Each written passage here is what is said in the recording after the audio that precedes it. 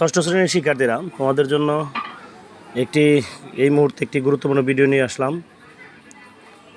পঞ্চম অধ্যায় হাই স্পিডে তোমরা যেই প্রশ্নগুলোর উত্তর দিবে সেই প্রশ্নগুলো, অর্থাৎ এক কথায় উত্তর, সংক্ষিপ্ত প্রশ্ন বা নৈর্ব্যক্তিকও হতে পারে এগুলো। দেখো, 1 নম্বর হচ্ছে 1 ডজন সমান কতটি, অর্থাৎ 12টি। 1 হালি সমান কতটি, 4টি। 3 হালিতে সমান কয়টি হয়, 12টি। 1 হালি ডিমের দাম 12 টাকা 32 টাকা হলে 1 ডজন ডিমের দাম কত? দেখো, 96 টাকা। 1 হালি ডিমের দাম 28 টাকা হলে প্রতিটি ডিমের দাম কত টাকা? 7 টাকা। 10টি কলাকে হালিতে প্রকাশ করলে কি হয়? 2 হালি 2টি হয়। 1 হালির অর্ধেক কয়টি হয়? 2টি হয়। অর্থাৎ কয়টিতে 1 ডজন জোড়া হয়? 2টিতে হয়। এভাবে দেখো, আরও 9 নম্বর প্রশ্ন।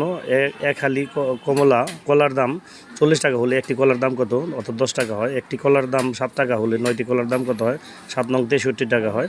6 জন লোকের একটি দেয়াল একদিনে রং করতে পারে, তাহলে ওই দেয়াল রং করতে 1 জন লোকের কত দিন লাগবে? অর্থাৎ 6 দিন লাগবে।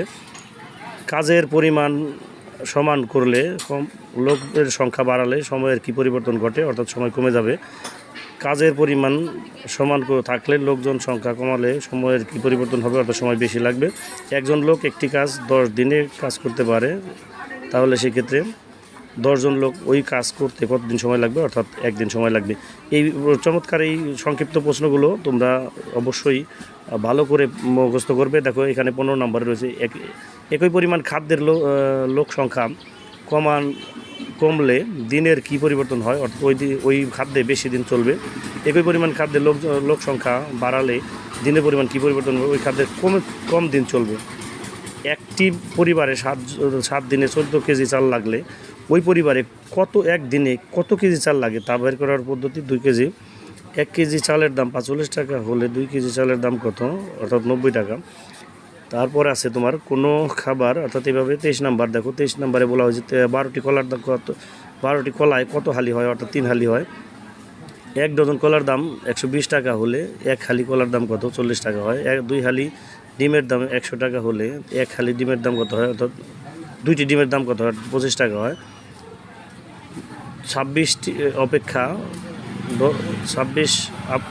আপেলকে ডজনে প্রকাশ করলে কতটি হবে? অর্থাৎ 2 ডজন 2টি হবে।